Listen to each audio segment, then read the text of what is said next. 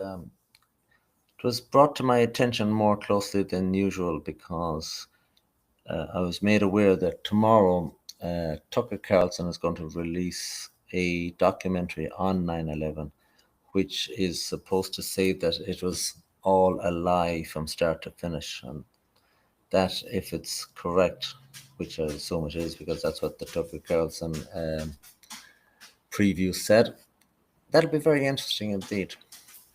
Now, I don't have the answers to 9/11, and so far, very few people do. But I do have at least the questions to 9/11, and that's almost as important as having the answers to 9/11 because people don't ask the right questions. People might say, what qualifications have you to discuss 9/11? Are you a structural engineer? Or are you this or that or the other? Well, in actual fact, I am, believe it or not. I did a civil engineering in UCG back in the good old days. Uh, Graduated anyway with a Bachelor of Civil Engineering. So that was all well and good. As part of that course, I did structural engineering as well, namely high rise buildings, reinforced steel, etc. Rudimentary stuff enough. And it's not rocket science either. As part of the course, we actually studied rocket science as well, and rocket science is rocket science. It's not as complicated as structural engineering, though. Take that from me because I did both of them. Anyway, that would allow me perhaps to have somewhat of a better insight into this situation than a regular person on the street. Maybe not as good as a structural engineer that will have 50 years of working uh, in buildings that's 100 stories high or whatever, but still better than most. I will also, of course, have digested the 9/11 Commission report. I had to dig this out of my basement library. I have a few libraries, but it's down there. Got this from a library sale. I paid $1 for it. I likely paid too much money for it, but it is what it is. I have it and I've read it. It is designed to be very, very boring, and it's designed to confuse as much as anything else. And it's designed really to put the closing touches on a mystery or a case. So if anybody ever has any questions, they'll say, oh, just go and read the 9/11 Commission report. And that, of course, is taken as gospel. It's a Bible. Be that as it may. Now, some little questions before I even talk about the event itself. Perhaps people will be familiar with this movie, The Patriot. It's a very good movie. Mel Gibson is one of my favorite actors. That came out in the summer of 2000, I believe that came out. The opening scene of that is very interesting for those that are knowledgeable into what they're looking at, which is very few because people will look at things and if they don't have the knowledge, they will not even know what they're looking at. But they'll look at it anyway and they'll be happy. The opening scene, and you can check it yourself, don't take my word for it. The opening scene of The Patriot, anyway, we've got Mel Gibson and he's sitting in his front room or whatever, and he's working diligently making a rocking chair. And when he's finished this rocking chair, he will admire it, and it's very nice, it's beautiful, etc. And he will hang it up on a scale because he wishes to weigh the rocking chair.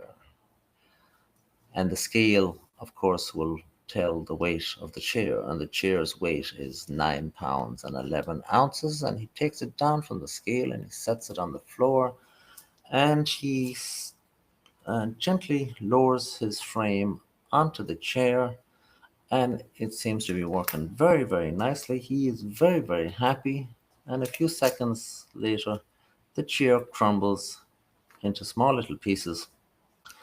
And he picks himself up and he is angry and shocked and what this, that, and the other.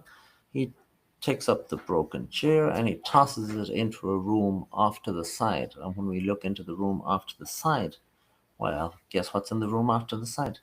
There's numerous earlier renditions of the rocking chair, each and every one of them broken up into smithereens as well due to his weight on the rocking chair.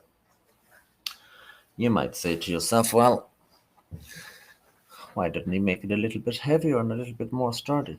Well, if he made it 9 pounds and 12 ounces, a little bit heavier, perhaps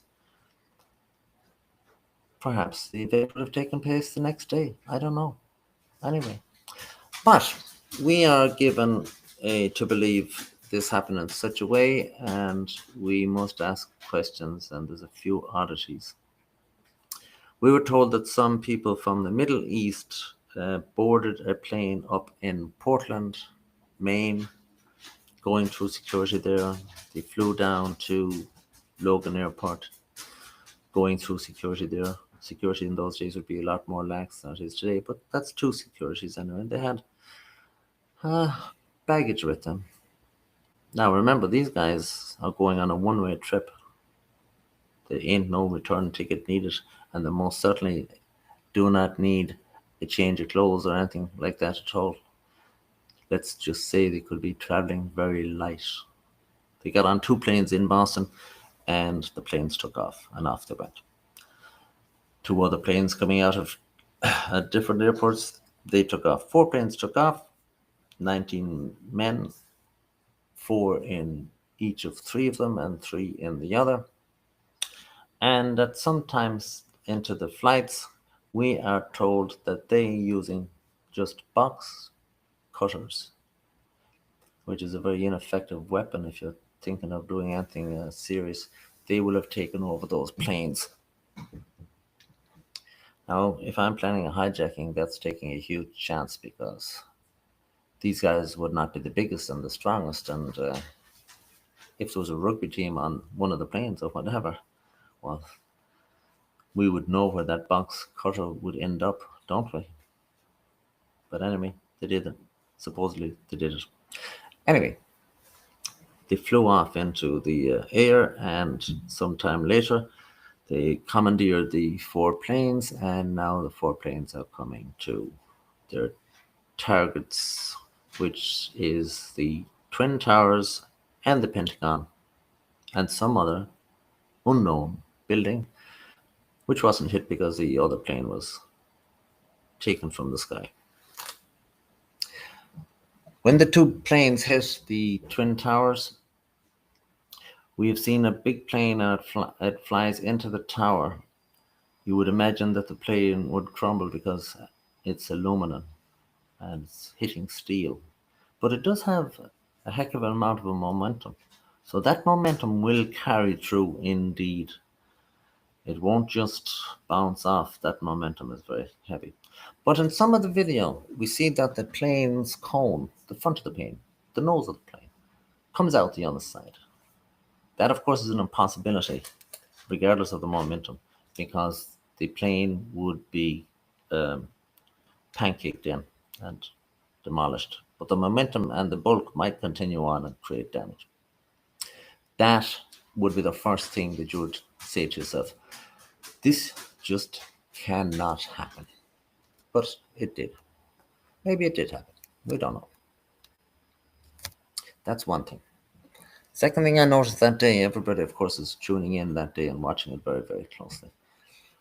One of the broadcasters, I'm not sure whether it was CNN or CBS, but one of them anyway, they interviewed a fellow at the bottom of the towers, or near the towers anyway, and he was dressed in a black leather jacket. And there was an unusual fellow standing behind him, sort of keeping an eye on him, or whatever. It was very unusual. Now, just think to yourself, there's very few people that can speak clearly off the top of their head, such as I am doing here, without stuttering and stammering. And indeed, I do that myself. So it's very, very unusual for anybody really to be interviewed live on TV, unless they're somewhat trained in the art, because, well, they're going to be under a little bit of pressure and the excitement, this, that, and the other.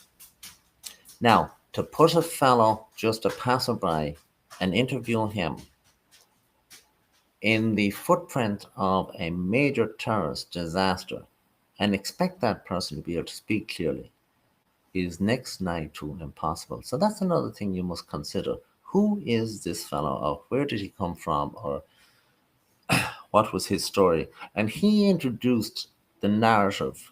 He's the one that first came up with the term ground zero. This fellow, we're led to believe that this guy is just a guy that was passing on his way to a cup of coffee in the morning or whatever. That too, I would say to myself, is almost next to impossible. Anyway, the fires are burning, the buildings have been damaged. When a building is damaged up near the top, obviously the vertical uprights will be destroyed on one side and much less weakened on the other side. So simple gravity would determine that those towers would actually lean to the weaker side, but neither did. So we have to dwell upon that as well. Now, some people say that that fuel melted the steel. Well, and they say that the temperature of the fuel burning is, I think it was 1300 degrees, and the temperature of the steel to melt would be 2500 degrees, which could not happen. Now, you do not need the steel to melt for the buildings to collapse. You need the steel to be weakened. If the steel is weakened, it will, to use the simple term, sag. And then, of course, that'll put stresses on the bolts, etc., and it could actually collapse due to that. So you can accept that as fairly common sense and a little bit of simple enough engineering. But what you cannot accept is that you'll actually see in videos the steel actually melting, which is an impossibility because the fuel is not hot enough to do that. That means there had to be some sort of an outside force or an accelerant to make that steel melt. And the video of the steel melting is there. So that is something that actually is impossible given the information that you're told. Okay, so the towers collapsed. There's other people then that say the towers could not have collapsed at the speed it did collapse, because if it's pancaking down, that will break the momentum somewhat and it could not fall at the speed it did, which is referred to as free fall. Okay, well, maybe or maybe not. But you must ask yourself the simple question: the elevator shafts will obviously be made from reinforced concrete. What force is working down on the shaft? There's no force at all working down on the shaft, because the shaft is the shaft that always had the same force working down upon it. Those elevator shafts made from reinforced concrete could not actually collapse down in of themselves like it did. But it appears to happen. And then, of course, you will have some very strange things happening in the surrounding areas. You will have cars melted and seared and burned. And that, of course, there was no explanation of that in the year 2001. And then there was dust all over the place up the two towers then are down. In the debris with all that confusion, some fellow's passport was found unburned. Now, you have to ask yourself, what happened to the pocket it was in, or the pouch it was in, or whatever? Well, that had to be burned. And was the pocket not still attached to a pants? And was a pants not attached to a buttock? And was a buttock not attached to the fellow that was owning the buttock? That too is an impossibility. But anyway, take it as it is. Let's follow the story as it was presented to us. As we watched that day, the people on the TV were getting handed pieces of paper and they will just read the paper.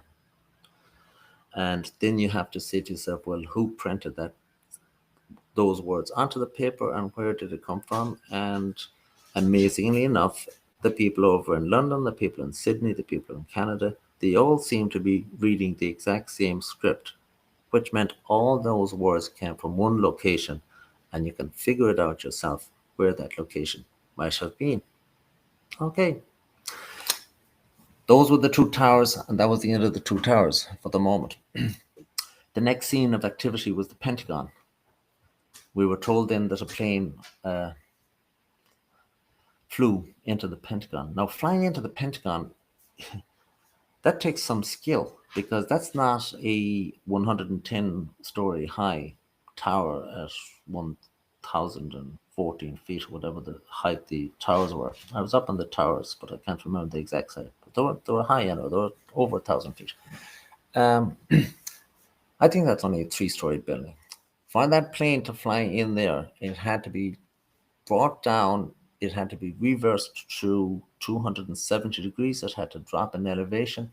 Then the difficult part was it had to fly into those 3 stories at more or less a level plane, because if it was at an angle coming down at a slope, it would either miss the Pentagon or it would fly into the ground before the Pentagon. But that means it has to fly in horizontally or very, very close to it. Problem with that scenario is there is light poles, etc., that was in the path of the plane that by some miracle were not destroyed, which of course is an impossibility. There was something like 39 cameras taking footage. The Pentagon is the Pentagon, it's not a local or anything like that. The Pentagon is the Pentagon, so obviously it's surrounded by cameras and with heavy security night and day, 24 hours a day. None of that video footage was released immediately. Small little footage was released many years later, showing just a few frames and what appeared to be a fireball flying into the building. That, of course, was inappropriate as well. That's impossible to believe. It's also impossible to believe that a fellow that was described as a practically useless pilot for a small Cessna was able to fly a commercial jet, which is it's the same as me saying I bought a little drone the other day for $90, and after a couple of hours, well, guess what? I was able to fly it up into the air. The drone is automatic anyway. It's like saying I'd be able to fly a helicopter around Boston. Flying a Cessna and flying a commercial airline jet in a 270 descending loop is not the same thing. That's some people have told me it's impossible to do that, even if you had 30 years experience driving that size airline. But believe it as you wish. Then, of course, when that jet is hitting the sides of the Pentagon, the initial photographs of the damage done to the Pentagon just showed a large hole, but not wide enough to account for the jet engines that I believe they are made of titanium. They're not going to melt or anything like that. They were going right through the wall. And then, of course, there's no bodies that was found, to the best of my knowledge, there's either, and no baggage. There was nothing involved. There was some debris, etc. And there was debate as to whether it was debris from that particular type of jet at all. Some people say it couldn't have been done. It had to be instead a cruise missile or what we today call a drone, Predator drone or whatever. Also, with the planes going into the Twin Towers, some people say they were not piloted at all. They were drones. At that time, it was said it's impossible. There's no such thing as a drone. Other people say the planes were taken over and flown remotely. They said that's impossible. But of course, we now know it is possible. Happens all the time. Drones, remote, you can take over a plane and fly it remotely, hack it into it, and you're all set. So those are just some questions. Now, the fourth plane, of course, was flying in, and it was heading towards Washington, D.C., or so we are told. Then, of course, we were also told that there was phone calls being made from the plane. There was only 2 ways to make a phone call from a plane. the earphones that were in existence in those days, if you wanted to make a phone call, you would take out your credit card and you'd be patched through and you could talk to Uncle Tommy or whatever. But there'd be a record of that because your credit card would be deducted and you'd have to go through the process. So any call that was made would have been logged. Then, when that log did not exist, for the wife of the journalist, or she was a journalist, but he was an inspector general, he was an important fellow. Her testimony, or so we are told, to him is what is a lot of this stuff is based on the box cutters at all. When he was asked about whether it was the earphone and did he have the receipts, etc., he says no, it was from a cell phone. It's impossible to call from a cell phone in the year 2001 from 15 to 30,000 feet, traveling at 500 miles an hour and switching from one station. The technology just wasn't there. I don't even not the man then. Today, if you want to use your cell phone, you got to hook up to the Wi-Fi of the jet or whatever. Again, all these things are next night to impossible. And that's some of just the questions. When this is all said and done, then that plane is coming in, it's approaching, it's assumed it's heading to the White House, or at least we're told it's heading to the White House. Some other people have a different theory as to where it was heading. They believed it was heading towards this other building in the complex of the World Trade Center called Building 7. Now, Building 7 was 47 stories high. It's a very big building, but if it's behind two that's 200 and 110 stories high, then it's not really accessible.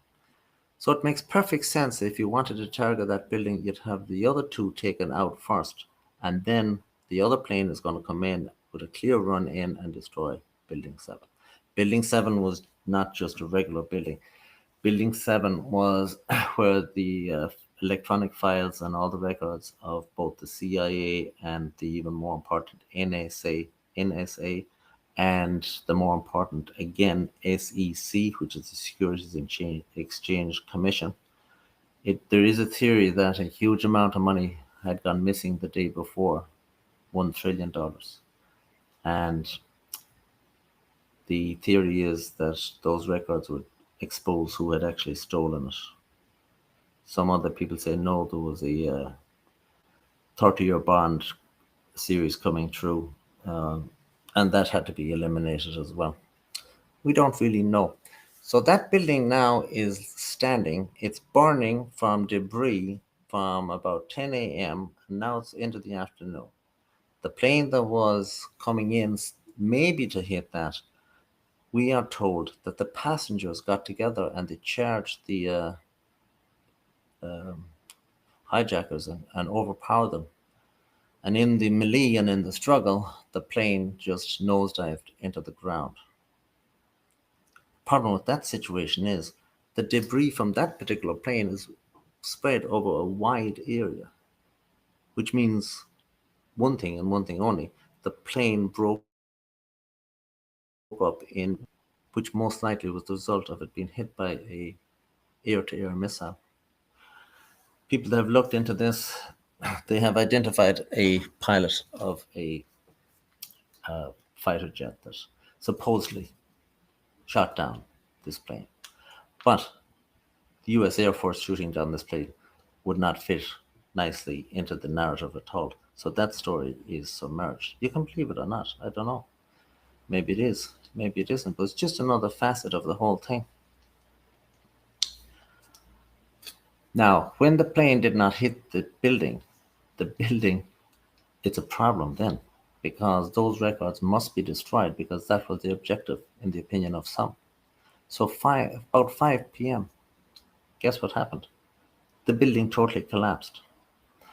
Now, there was a serious problem with the building collapsing because about 34 minutes before that, the BBC were doing a live commentary. And the lady was reporting from New York City. She was reading a piece of paper that was given to her. She's reading the script.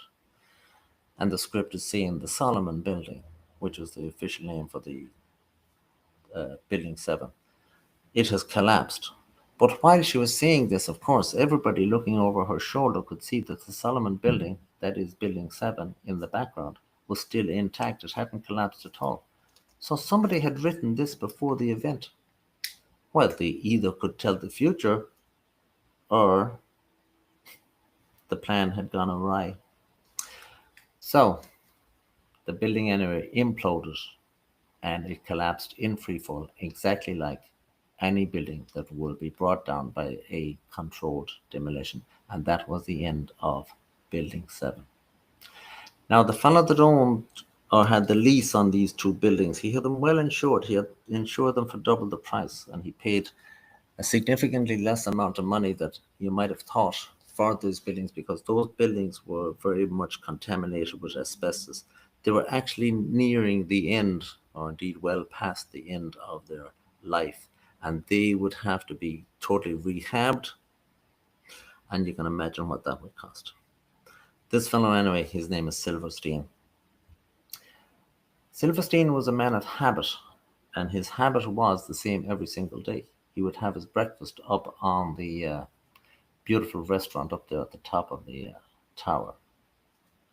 And every single day he'd have his breakfast up there. Except for one day, of course. That was September the 11th.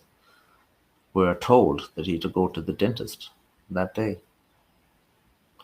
His teeth must have been perfect, because that's the only day he had to go to the dentist up to that point. That's a bit of a coincidence, indeed. Lucky for him. Not so lucky for everybody else who was in the building, so they all died. Every single one of them. Because there was no escape. If you were above the fire zone, you were doomed. As simple as that. And even if you were below the fire zone, you were doomed too if you were unlucky enough not to get out in time. And that was that. There was one other aspect to this that I found myself to be very, very questionable. Before this event, somebody or some group of people decided to play the stock exchange aggressively. You can do that by buying options. If you wish or hope that or expect the stock to rise, you'll buy a call, CALL. If you expect the stock to sink quickly and far within a time period, you'll buy what's known as a put, P-U-T, put.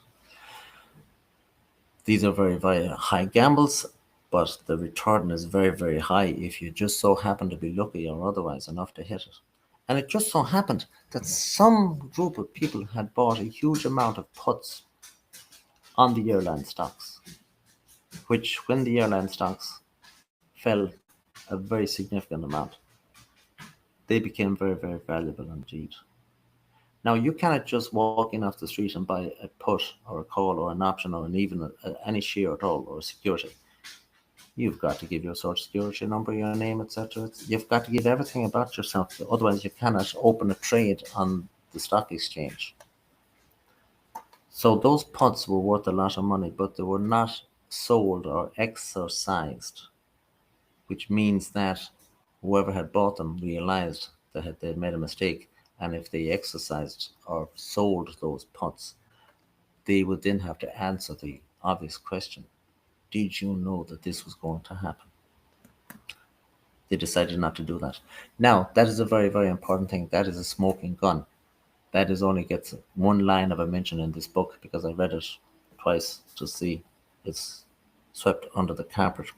And then there's another situation of where there were some Israeli people, and in the opinion of some, they were actually filming what was going on, and they were very, very happy. And they're described as the dancing people. Make of that what you will. But anyway, that's just a few words and a few ideas and a few questions as regards 9/11.